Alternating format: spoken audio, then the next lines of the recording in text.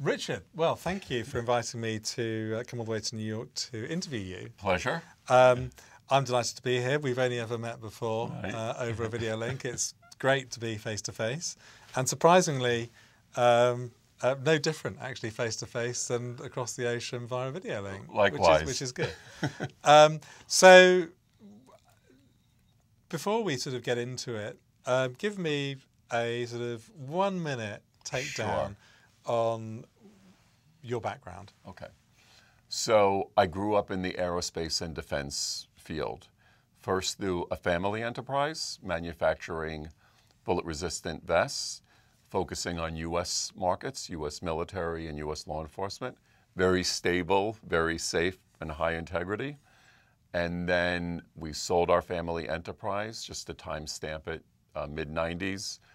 And 1997, I find myself as the vice president of international sales for what was then a competitor and what was now a large publicly traded and successful company that had a very wide portfolio of products. Armored vehicles, armored systems, riot control munitions.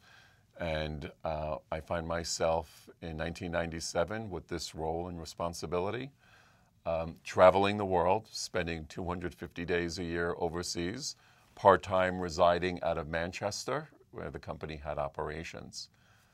10 years after getting that initial appointment, I find that I am the subject of a United Nations investigation in the wake of the oil for food investigations, where a third party was the epicenter of the investigation. That UN investigation ultimately led to, and it was a bribery investigation, Barry, with respect to a third party paying a bribe to a UN official. Okay, so it fell under the FCPA jurisdiction.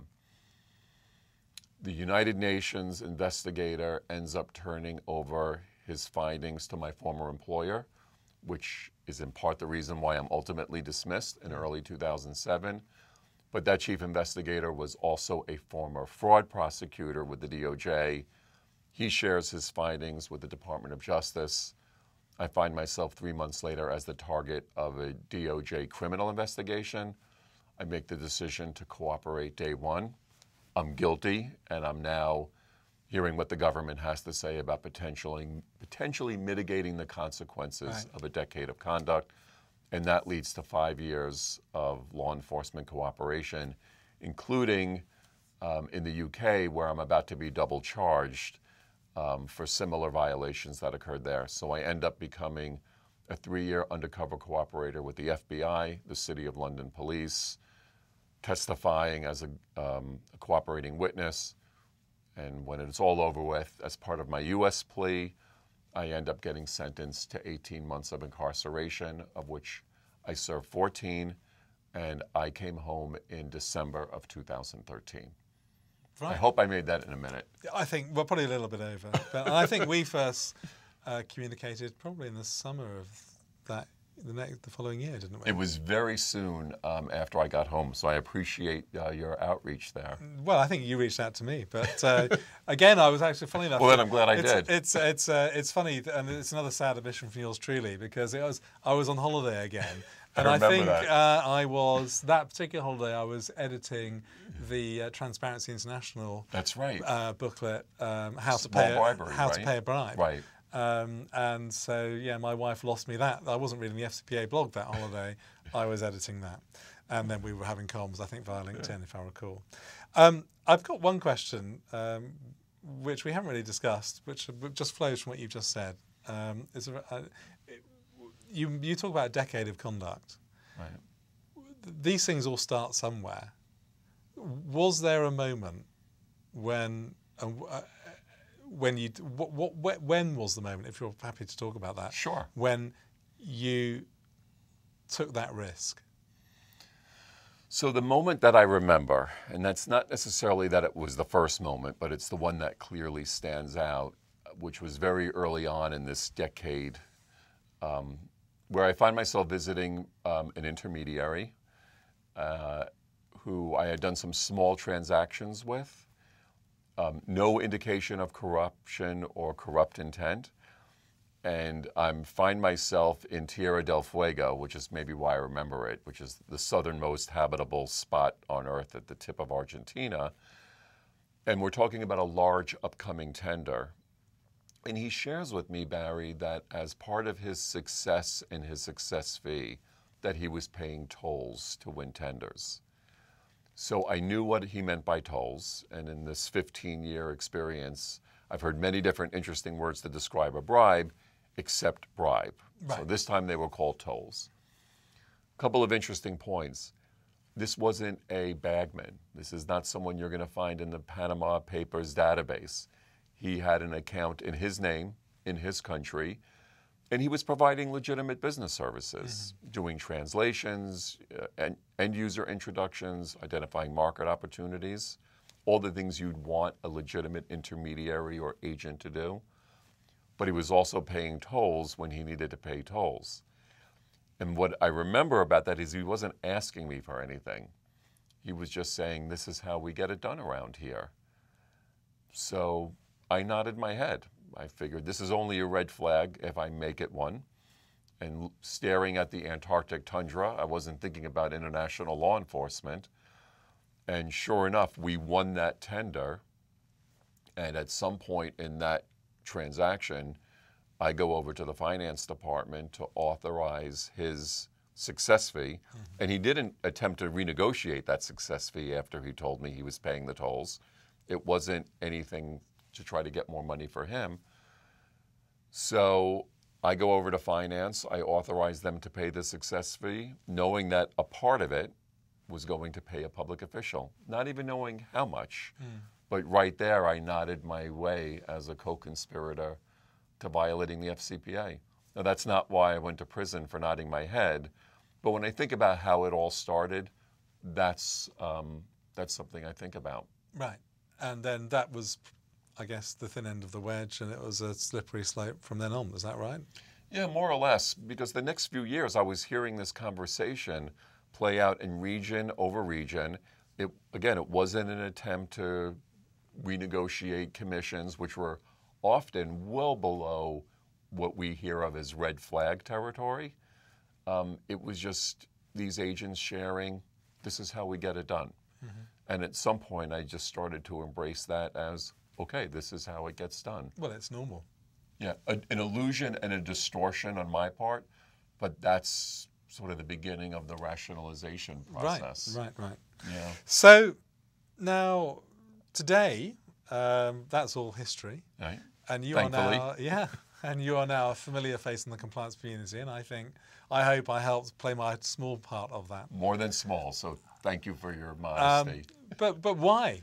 Why? Many people in your position would have never wanted to think about it ever again, moved on, done something completely different, and got on with their lives doing that. You're in some sort of Groundhog Day, sort of reliving these experiences. I guess videos all over the US now, and soon to be perhaps elsewhere. Sure. Why? So you're not alone in asking that question. It's something that my wife and children still say, why aren't we just putting all of this in the rearview mirror? So when I got home from prison, I take a deep dive into the compliance world, which I had a lot of other things to focus on before then. The compliance world wasn't part of that. And in fact, for some years, I was restricted from reading anything about the FCPA or compliance as I was preparing to be a cooperating witness. And my government didn't want me prejudicing my testimony by reading about some of these issues. So it was really a new experience for me. And I find this well-educated, robust, interesting debate about this issue from the perspectives of law, forensic practices, advisory firms, the audit side of it. And I noticed that there really wasn't anyone talking about what it's like out there from a behavioral perspective, from a third-party risk perspective. I mean, if you look at the people that have violated the Bribery Act and the FCPA, we're a rather well-educated and compensated group. No one had to risk their liberty to survive and to succeed. So what's going on out there? What's happening that people are running afoul, and they're running their companies afoul of this law? So I decided I wanted to talk about it. You would enter the debate. Yeah. Okay, and your wife and kids are still asking the question. There's an occasional roll of the eyes, but I think there's some acceptance of it. So against that backdrop, and again, you come at it from a different perspective because you were in the field. You've, I guess, lived the dream and the nightmare, although maybe Well that's said. not the same thing. Yeah. But what, if you were to pick a couple of things that you think where companies, what do they do which does not encourage compliance? Now, and I don't mean companies who set about to have their employees commit criminal offences. I mean perfectly law-abiding companies. What is it? What are they doing that sets the stage for employees, if you were to pick a couple of examples, to go off and do the wrong thing? So I think there are a few issues. One is when a compliance program is sort of a bolt-on set of rules, policies, and procedures to the business, that it's not embedded in business strategy, that a discussion of risk isn't a part of the table when forecasts and incentives are being set. So where compliance is sort of siloed as a don't do this, but it's not part of the discussion as to what the expectations are to do, especially in these low integrity frontier marketplaces where there's substantial lucrative opportunities, business opportunities, but corruption risk is intertwined. You know, going back to Transparency International, it's that sea of red, Yeah. right, in their defense index, for an example. Well, are you putting people out there with marks to succeed where risk isn't baked into what those programs are? So I think that's one area. You know, I always share a good compliance officer is a visible compliance officer. So it's being in the room during those discussions. And the other part, and you know, you've written about this, is the whole tone at the top. When you're working in remote offices where your office just might be the hotel room that night where you're working and where you're engaging, tone at the top is whoever you report to, right? You're not working in the home office. Risk is where you are, and the voice of who you're reporting to is the company. And when that voice is very loud, particularly in publicly traded companies, of get the job done, and there's no volume on just understand we always care how you get the job done, then I think compliance gets distorted or discarded to the exigencies of business growth, where that tone never makes it to the front lines. So, and this may be a similar answer, but just rephrased, what do you think corporations can do against a backdrop that corporations want to comply with the law? They don't want to be under a government investigation for having their employees engage in criminal conduct. But what can they, is there anything simple that they can do to try and encourage compliance? Well, forgive me if I quote you, but I think you said if the compliance manual is more than 4 pages, no one's going to read it. Right. So that's a start. That is me, yeah. Compliance should be designed not to cover what the compliance role is. It's not to do the compliance job. It's to help people do their job. Right. Right? So if someone looks at what the compliance regime is, for lack of a better word, does it make sense to the business? Is it looked as a partner to business growth and success? Or like I used to look at it is, oh, those are the bonus prevention people. Right. Right? So, and you know from your own travels, this is not a one-size-fits-all problem. Therefore, it's not a one-size-fits-all solution. So a compliance program might look very different to someone who's working in the Middle East as it should look to someone who's working in South America. Those challenges are completely different. So does it make sense? Can someone look at it and says, okay, this helps me get my job done?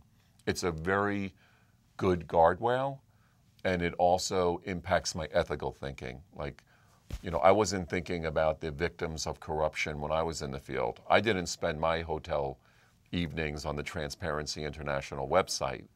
So I think the constant reminder to the workforce is this is about ethics, not just rules, and encouraging people to think about the consequences and the unintended consequences of their decisions really helps to, I think, take this up to a higher level. So now this is an unfair question. But Those are the best kind. But you've had them, I've no doubt, in your time. If there is an individual out there watching this, which is unlikely to be fair, because they're hardly likely to be looking at my website, but if there was, and they are feeling uneasy about what it is that they've done, perhaps they've paid a bribe, perhaps they're concerned about something, but haven't been found out. Do you have any thoughts for that person? Any advice to that person, perhaps? So I think there's a personal and professional perspective to it. So the personal perspective is stay close to home. And if you're traveling and far away from home, give a ring. Listen to the voices of your loved ones, okay? The people that care about you as a person, not about your professional development or success, not about your paycheck. Because those voices are going to be the ones, as I unfortunately know, and this is self-inflicted wound, those could be the voices that you lose if you make the wrong decision, okay? So to someone who's facing an ethical dilemma, or maybe someone who's already made a misstep, it's never too late, right? If I had gone into my company after Tierra del Fuego, my story would have had a much different ending. Right. So even if you feel like you've already hit the wrong ethical button, it's never too late to hit the pause button. Okay, stop the clock, listen to those voices at home, and then call compliance and say, we have a problem, or I'm facing a problem. Because at the end of the day, I really, I call compliance leaders my friends and my colleagues now. They really are a wonderful support team. And they want people successful, safe, and also back home. So make those two calls. Do you have any questions you'd like to ask me for the people that are watching this blog? You're an outsider looking in. What would you, could I ask you that same question? What would you advise someone who may have already made one wrong turn? It's a very good question, which is why I asked you. I think I tend to agree with you. They probably need to talk to someone about it. Okay. They probably need. I think people can chew themselves up worrying about things, and the moment that the person starts to lose sleep creates all sorts of lack of it, creates all sorts of problems. So I think they probably, and I suppose I might say this, you might say I would say this anyway, wouldn't I? They may need legal counsel. Right. So I think, depending on where they are in the continuum, you're right, after Tierra del Fuego, the misstep, then phoning compliance and saying, this just happened, that is one thing. I mean, it could possibly be stopped there. There's all sorts of things that could happen at that point. 5 years into a continued course of conduct, I'm not sure that at that point the same calculus could be made. If you phone compliance, I think we all know where that's going. And so I think that might be a time to go and have a conversation with legal counsel. I thought what you said about keeping your nearest and dearest close to you, because at the end of the day, if this all breaks and it gets unpleasant, and this stuff can be unpleasant, you want those are the people that will stand by you through thick and thin.